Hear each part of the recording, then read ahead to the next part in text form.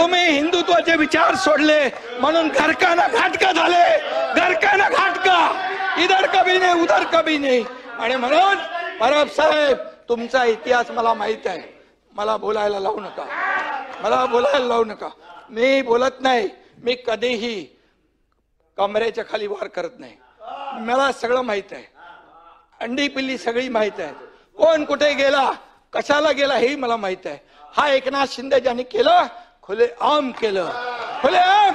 मी तुमच्या पक्षप्रमुखांना सांगितलं होतं तुम्ही आता शिवसेना आणि भाजप युती करा. मी मुख्यमंत्री होणार होतो, 5 वेळा सांगितलं. का मुख्यमंत्री पदाच्या खुर्चीमध्ये एवढा मोह झाला? का झाला? का झाला? जे बाळासाहेबांनी सांगितलं होतं करू नका, काँग्रेस बरोबर जाऊ नका, तुम्ही का गेले? मोहापायी, सत्तेसाठी. मग मोह कोणाचा? अरे आम्ही तर सत्तेवर लात मारली, आम्ही तर मंत्रीपद सोडलं 8 लोकांनी. तुम्ही सोडणार का मंत्रीपद? आम्ही मंत्रीपद सोडलं 8 मंत्र्यांनी. आम्हाला काय माहित होतं की आम्ही काय होणार आहे आमचं. आणि म्हणून आम्ही एकतर लढून जिंकू किंवा एकतर लढून शहीद होऊ असं म्हणून आम्ही लढलो. तुम्ही आम्हाला काय सांगताय? आणि म्हणून परब साहेब तुम्हाला, तुमचा माझा काय वाद नाहीये, पण तुम्ही एकच आहे, जे बोलाल की तुम्ही नोटीसला जाऊ घाबरून पळाले, हे पळाले ते पळाले, आतलं मला सगळं माहित आहे.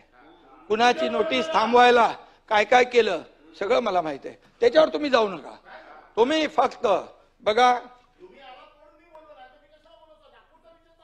मी तुम्हाला काय म्हणालो नाही, सभागृहामध्ये तुम्ही देखील काहीतरी बोलला होता असं मी बोललो. काय? कशावर? छळ छळ छळ छळ झाला. तुम्ही इथं बोलले होते ना, बसून बोलू नका.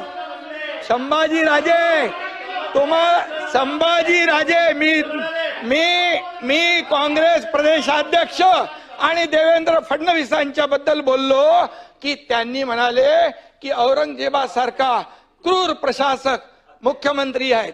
मी त्याच्यावर सुरू केलं ते, म्हणजे मी बोललो त्यांचे काय डोळे काढले, त्यांची काय जीभ छाटली, त्यांची काय नख उपटली, त्यांची काय कातडी सोडली? काय केलं देवेंद्र फडणवीसांनी, मुख्यमंत्र्यांनी काय केलं? सोलायला पाहिजे होती. आणि मग मी म्हणालो आणखी कोणाचा तुमचाही छळ झाला. तुम्ही जेव्हा उठायला उभे राहिले तेव्हा मी बोललो तुमचाही छळ झालाय का?